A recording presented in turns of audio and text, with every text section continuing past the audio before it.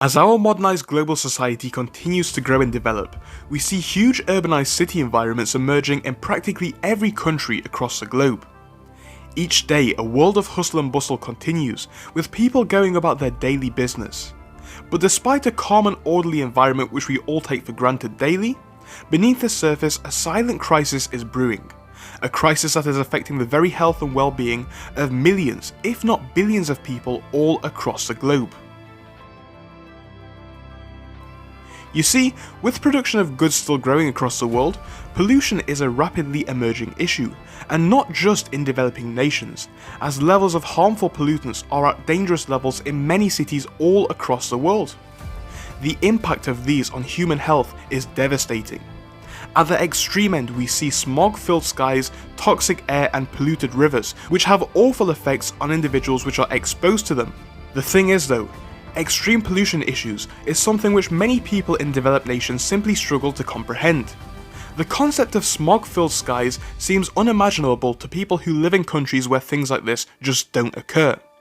But don't be fooled. Whilst governments and big businesses may want you to ignore the effects of climate-related issues, you have likely been affected by climate change and pollution at some point, whether it be indirectly or directly. Just because we are not subject to the absolute extreme end of pollution does not mean it doesn't have an impact on our lives without us even knowing. Here in England, cities like London, Manchester and Nottingham have extreme levels of air pollution, and England is not alone, with many American cities seeing similar levels of issues. The thing is, air pollution does not need to get to the point of red rivers and smoke in the air for it to be a real cause for concern, as marginally high levels of pollution can cause a range of negative impacts to human health, ranging from increased risk of respiratory issues all the way to heart attacks or even deaths.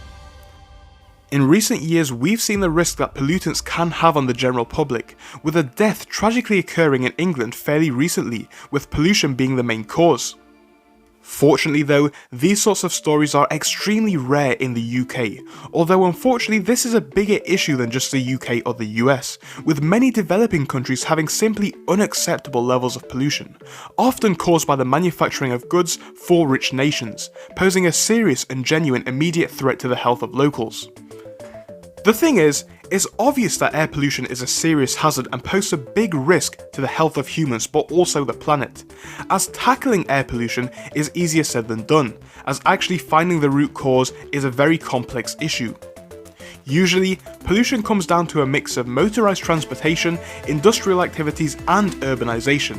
But with billions of cars all around the world and a growing number of factories due to the increased dependence on manufacturing, the problem is only set to get worse.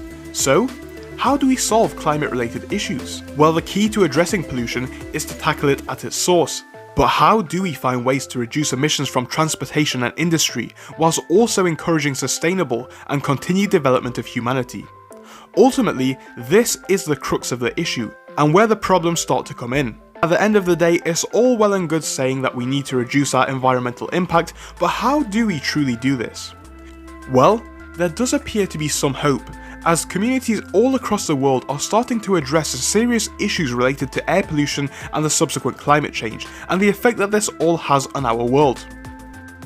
If run from green electricity sources, the widespread adoption of electric cars is a promising sign, and the creation of green spaces in cities and schemes intended to reduce the amount of carbon show that there is a growing number of incentives aimed to reduce air pollution and improve urban air quality.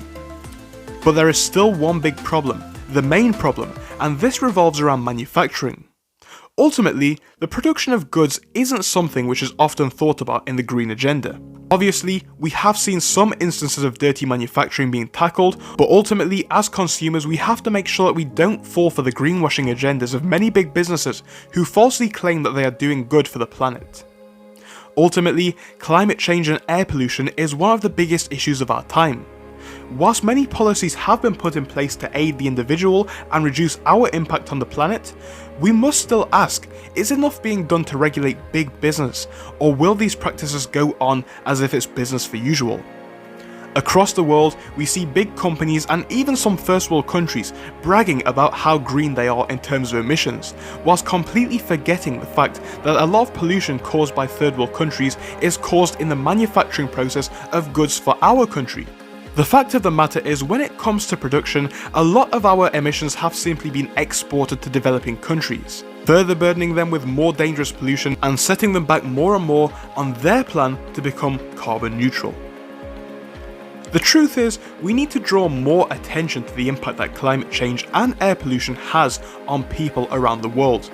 Whilst it may not affect us completely directly here, it is having large impacts on our fellow humans in many developing countries. Oftentimes these countries pick up these contracts from large businesses as they are simply at such good rates that they cannot deny them. So that is it for this week. I hope you enjoyed this one. I did have some fun making this video. It's still another short one. I'm trying to get as many episodes out in as short a time as possible. This means that I'm publishing like 5-minute videos, but hopefully they are still engaging and interesting for you guys. This one took a lot of editing, so if you can give it a like and smash the subscribe button, it would be appreciated. But that's it for this time, and I'll see you in our next video.